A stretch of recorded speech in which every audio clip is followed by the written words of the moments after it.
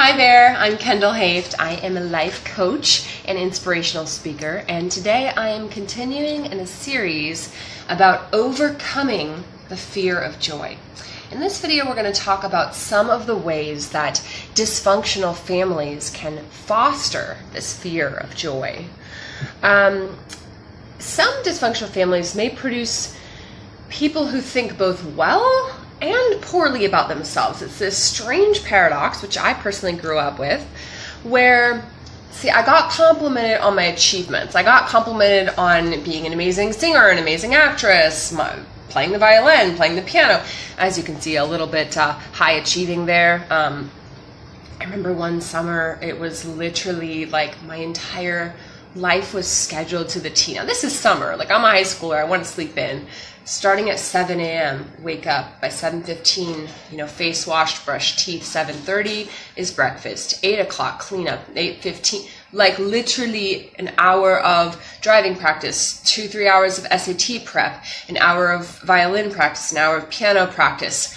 After dinner was an optional exercise. You can either walk around the block, swim in the pool. Maybe 9 o'clock, I got like a half hour of TV time or something. And I remember when I asked my grandpa, like, hey, would it be cool if I just like woke up at like 9 a.m., just like slept in a little? It'd be so sweet to like sleep in over the summer. He got like scary emotional and he was like, after all I've done for you, you're going to question? You're going to be ungrateful, you ungrateful. So, as you can see, there was not open communication in my family. So my family it's a little interesting, my childhood. I sort of have like two father figures. So I have my actual parents, and then I have my grandparents, which basically raised us. I mean, we were at their house being homeschooled by them quite a lot of the time. So when it comes to sort of my daddy issues, I have these two male figures. One who's very domineering and you're too sensitive and wouldn't let me express my emotions and only praised me for kind of the high achievements or the talents that I had. And then I have my actual father who's more sensitive and gentle and caring and understanding. And obviously people are more complex than just the things I just now listed. They both have good and bad qualities. And I don't even want to call it bad qualities, but let's call it strengths and weaknesses that they offer in the relationship. Okay, so, I know I have special abilities. That's been made very clear to me. Oh no, my cat is starting to play with. No boy, no stinky boy, no, you may not play with my camera. He's going to come say hi. He's going to come say hi. Look at that little guy. Now go on down. Mommy's making a video. Good boy. Realism, guys. Realism. So I knew that I had talents. I knew that I was capable of achieving things. But when it came to my who, not my do, my beingness, not my doing, I had mixed signals. I was made to feel ashamed of who I actually was. I was made to feel ashamed of my expression when I was told, oh, don't dance. Like, don't dance in public. Like, people will think you're on drugs. Like, I have really long hair. I've had long hair my whole life. I just now got, like, this is like short for me. I usually have it like way mermaidy down here. And it'll grow back out. I just did a hair show. But, anyway, when I had my long hair, that was part of my expression. My grandma kind of made me feel bad about it. And she was like, oh, you're never going to get a man. People will think you're part of a cult. Like, some weird stuff. In other words, she wasn't accepting of who I was and what my expression was. Like, okay, maybe you could say like, okay, your hair is not who you are. But it was an expression. And even if you're not criticizing someone's like soul, if you're constantly nitpicking, oh, doesn't that shirt need to be pressed? Or, oh, we need to get you some nicer clothes. Or like, has your hair been cut recently? Or you're too tall to be wearing heels, dear. You're never gonna get a man wearing heels. Or just like crazy things that you heard, which meant as though I would find a husband based on my performance or my behavior. Like, as though some man would be like, ooh, She's wearing flats and she has short hair. Like, I'm definitely marrying her. Like, what? If someone's not going to marry me because I have long hair, if someone's not going to marry me because I'm a badass, confident, 6-foot-tall woman that likes to rock my heels and then be like 6'5", sorry, but I'm going to need a husband who can handle my bigness. I'm going to need a husband, and I have one now, who lets me be who I am and express how I express. And he's not intimidated that I'm 6 inches or 7 inches taller than him or that I tower over him. So my husband's an architect. He likes tall buildings. He loves the vertical shapes, the strong vertical shapes. God knows what you need. So, and I don't mean to be harsh on her. I just want to express to you the realities of my childhood and some of the things that were dysfunctional in my family and some of the things that brought down my my self-esteem and my perspective on the world, and this sensation that I had to do these things or wear this mask in order to be accepted. Like, do you guys see what I'm saying here? Okay. So this sort of mixed sense where it's like I'm proud of myself at the same time, like there's something innately shameful about me. Like my grandpa told me a million times, like, you're too sensitive. You're going to have to harden up in the world. Of course, he said it very harshly.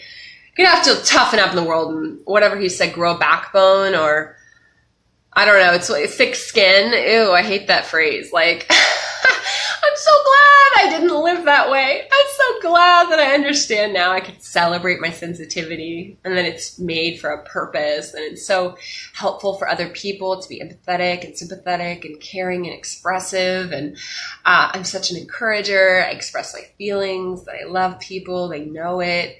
I don't hold back hugging people or touching them or expressing my love. So I love being sensitive, but that was something that I was criticized for as a child and made to sort of be embarrassed about. So, okay. Dysfunctional families may foster a desire to prove self-worth through achievements. We touched on this already. Achievements don't heal broken self-esteem. Achievements don't erase shame. It's one of the coping mechanisms that we do. Some of mine were being on time. I could not be late. Now, there's a way where that's nice and respectful to the other person. But when you literally feel super bad about yourself, if you're 5 minutes late, or you feel super disrespected by the other person if they're 5 minutes late, like, there's something that's unhealthy. There's something that's off there. Cooking good meals, not being forgetful, cleaning the house. These were the things that were ingrained as what a good wife or a good woman or a good person does. And so you just strive to do these things. Dysfunctional families encourage wearing masks. I'm going to plant right here because you might have seen my series on shame. I'm a huge anti-shame warrior. And so anything with shame has to do with hiding. It's the lie that who you really are is not good. It's not worthy. It's not enough. It's not acceptable. So we won't get all off onto shame right now, but this wearing masks is kind of aligned with shame. Dysfunctional families have secrets to be hidden. So the little child grows up with this sense of hush, hush. Oh, we don't talk about it. Don't rock the boat. Don't stir the waters. Don't be honest. And you're already learning in your soul to hide and to not express in freedom and openness and honesty and vulnerability to create real intimacy, real connection, real communication. Family members wear masks to hide pain and to hide shame. We see this all the time in the church community where people don't feel comfortable, and it's not necessarily their fault. Like, many church communities don't want to hear about your pain and shame, and like they legit would judge you for it. So it's kind of sad, but then you're in environments where you actually have a pastor or a leadership who's actually very open and loving and understanding and accepting and non-judgmental. But the people have a hard time letting their walls down because that hasn't been their church experience. That hasn't been their life experience. These are things that society would shame you for. Society would blame you for. And so these masks are hard to take off. Even when the adult child leaves his family of origin, he keeps wearing the mask. He works hard. He experiences success, but he can't enjoy it. He maximizes the challenge of the goals he sets and claims they were no great accomplishment. This is a huge thing, guys. I'm not into diminishing pain. I'm not into minimizing pain, which would be like, so the pain one would be like, yeah, my dad was really harsh with me verbally, but like at least he didn't hit me. And so now we're comparing pain as though there's levels of pain, as though, listen, guys, listen, your pain is valid. Your experience is valid. Your feelings are real. Your feelings are true to that situation, and you have a right to feel them. And just because someone will always have experienced more pain, that doesn't make your feelings any less valid. So we need to accept our achievements and the reality of our own pain. Yes, that happened. Yes, that hurt. Right? And same with achievements. Well, it wasn't a big deal, or someone gives you a compliment. This is a good little not Ptree test, but some word for a little test or indicator, which I can't think of now. And how do you respond? Oh, no, it was nothing. Oh, it's not a big deal. Oh, do you shuffle off that success? Or are you able to be honest about it and like, oh my gosh, I love what I worked on. Thank you so much for appreciating and seeing it. Isn't it great? And really enjoying it. And there's different ways to respond, but I like to be honest. If I'm really proud of myself, proud of what I've accomplished, I'm honest about that. I don't feel I need to. I'll be just as honest with you about my weaknesses. It's not like a one-way street where I'm only broadcasting my successes or my strengths. It's full spectrum honesty. Okay, so he maximizes the challenges. He says it wasn't that hard. Okay, so he diminishes his accomplishments. He diminishes his successes. The adult child comes to believe that his success is tied to his mask. This is huge, guys. This is huge, guys. Listen, I'm working at a Christian school, and I'm playing this role where I'm this godly leader, and it's not even necessarily a role. It could be a true aspect of myself. However, I could have success out of that genre, out of that habitat. But it's like we don't believe. It's like we think we have to be this certain teachery, godly example, whatever this role is. And it could be a different role for you guys. You think you have to be, this responsible mom character. But really you have this other side of you that can be this like cool hippie gypsy campfire dancer. We're complex, guys. And that's people. I don't like the word hypocrisy. I think that it's used to contain and manipulate and make people small, because people, and same with the word racism, which it can be aptly applied, of course, but people are so afraid of being labeled a hypocrite or a racist. And so they avoid that. And a lot of times they avoid that by not being themselves. So for instance, with the racism, I love to wear cornrows, and I've avoided that expression for a while because I'm so afraid of being labeled racist. Most white people are. And hypocrite, it's like you said this and then you did this. And it's like, I changed my mind, or like, I felt that way one day and now I'm feeling this. Like, people are complex and they're layered, and just to pin someone down and like hyperanalyze their behavior and call them out is pretty gross. So if you're pointing a judgmental, accusatory, critical finger, like, remember there's 3 pointing back at you. Just take a look at your own soul before you, not even before you, just don't judge other people. Like, there's not a point to that. And really, if you're in a judgmental space, that indicates something in your own sense of self-worth and your own sense of maybe a guilt-laden sense of self. Maybe you have some inner shame that you're using judgment of other people to help you cope with and help you feel better about yourself. So it's really important to look at. Okay, so the adult child is believing that success is tied into his mask. If he were to remove the mask, people would see him as he really is, and they would not like him. That's the lie. Gotta call it out. Because people will love you who you really are. Now, some people won't. Some people legit will not like it, will not get it, will reject it. But that's not all people.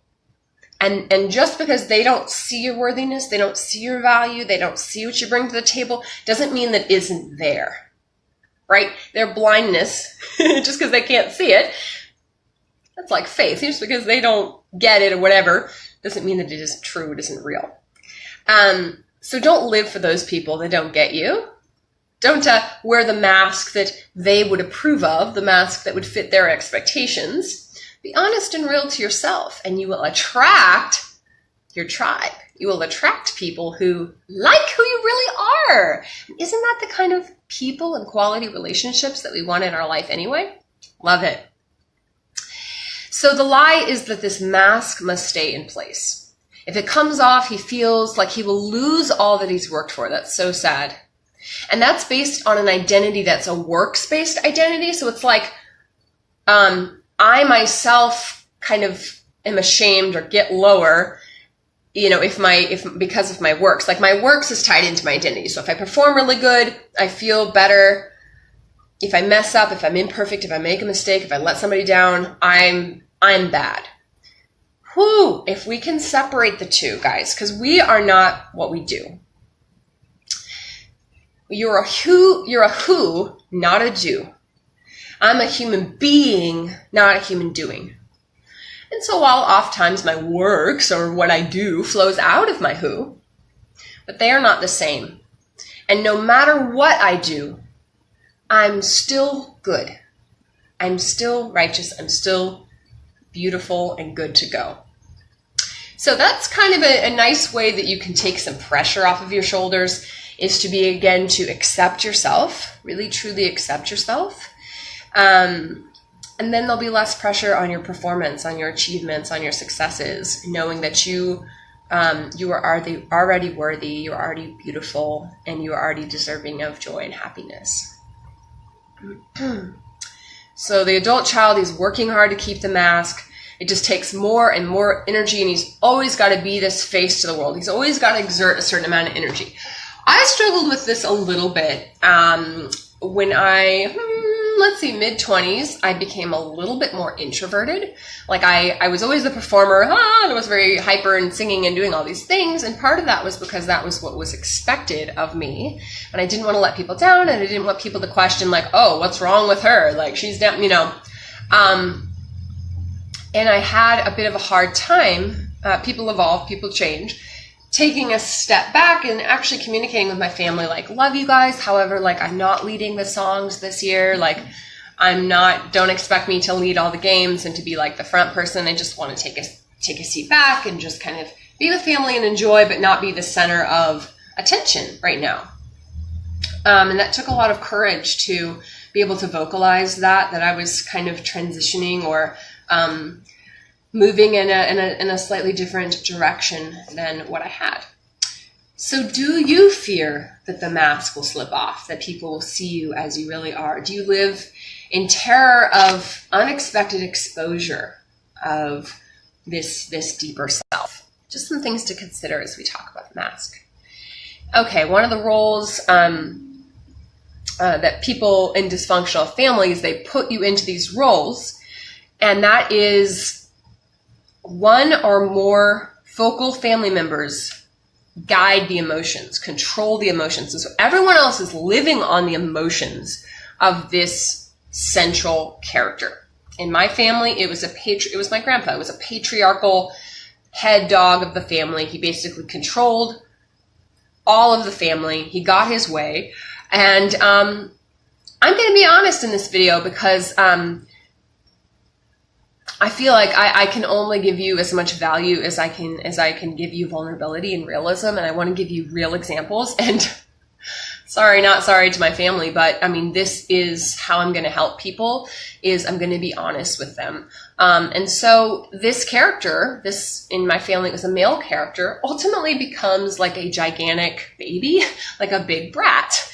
And I say this with no hard feelings now to my grandpa because we've worked things out. But the reality was, he was a big brat. He was a baby. He got everything he wanted. He called the shots. He got away with bad behavior. And people were just like, oh, it's fine. Like, I don't know why people tolerated his bad behavior. I don't anymore. I've set boundaries and I've called him out and said, no, you're not going to be critical every time we meet. You're going to be respectful in my presence, or there's not going to be in my presence. And not as a threat, but saying that I deserve to have relationships where I'm respected, loved, and celebrated, where I'm listened to, where I'm not criticized at the core of who I am. So are you able to, like, be loving toward me? Like, do you want me in your life? Because I'm not going to sit around and be treated badly anymore. So that was tough, as you can imagine. That took about 6 phone calls to work through, and it's not perfect, but it's a whole heck of a lot better. So it's worth it. Okay. So when I was a child, I was the little princess. I was, sweet, pretty, talented, and obedient. I said, yes, sir. I said, yes, ma'am. I won every competition, which was like, who could keep your room the cleanest? Who could make your bed? Like all of these behavior challenges to sort of train us and how to be, cooking and, you're going to be a great wife someday. And like, it was 50s. You understand that, if you've ever seen Mad Men or Stepford Wives or I love those 50 movies just because the 50s woman, that was what I was raised with, which is sort of unique because I'm only 30 now, but I was sort of raised by people from the 50s because of my grandparents. So I have a lot of these like hard work, like work ethic above all other characteristics. Like when I was dating my husband, it was like, is he a hard worker? That was like the question. Instead of like, is he kind? Does he treat you well? Is he gentle? Is he loyal? It was, does he work hard? And they're talking about manual labor. I mean, for the most part, which is like not everybody's jam. It definitely isn't mine. Okay. So you're kind of getting it. So what happens is your emotions are tied into another person more than your own experiences. So you begin to kind of, if they're happy, you're happy. If they're angry, you feel scared or sad. If they're sad, you feel bad. You're tied into this focal family member. And enmeshment is what it's called. It frequently continues even when you're no longer living in the same house as the family member. You may live in a positive environment. Everything around you offers happiness, but your feelings are still tied to the feelings of this family member. And this is why another reason that I'm making these videos is to this day, I'm in my 30s. I'm a grown A woman. I still have fear of the disapproval of my grandma, the disapproval of my grandpa. And she's actually blocked from this video just to protect her heart. I wouldn't want her to feel shamed or blamed if she saw this video, even though it's totally done out of love for the people that I can help, the people that had similar dysfunctional family experiences. But it's like I start moving toward myself. I start moving toward joy. I start moving to authenticity. And it's like this tether that keeps pulling me back. That's like, quiet now. Like, here's what people will think of you if you dance in public. Like, you can't make these videos. Like, you can't expose the family secrets. Like, there's so many things that I hear. Like, I hear their voices because they raised me. And I was so obedient. I was so good, and my behavior always lined up to their moral standards.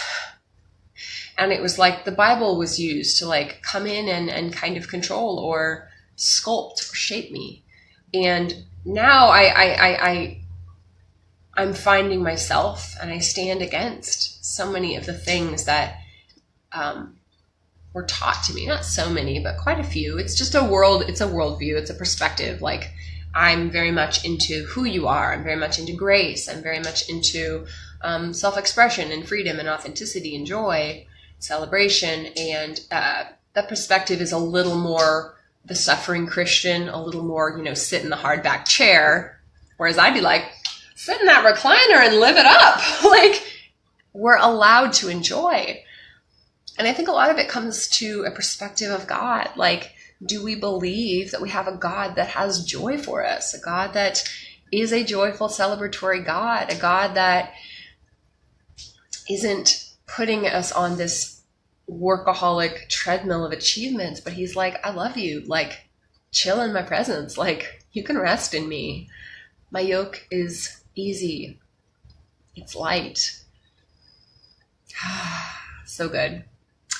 All right, so I want all of us to release our fears of happiness. I want us to be able to accept where and who we are. And I want us to be able to cut the ties in the emotional soul enmeshments that we have and realize that you're your own person now and you're beautiful. Thank you so much for watching. If you're watching on YouTube, I invite you to subscribe to my channel for more videos. And you can like the video if you liked it, and feel free to leave comments because I really do like to interact with all of you. Thank you for watching. I'm Kendall Hoeft.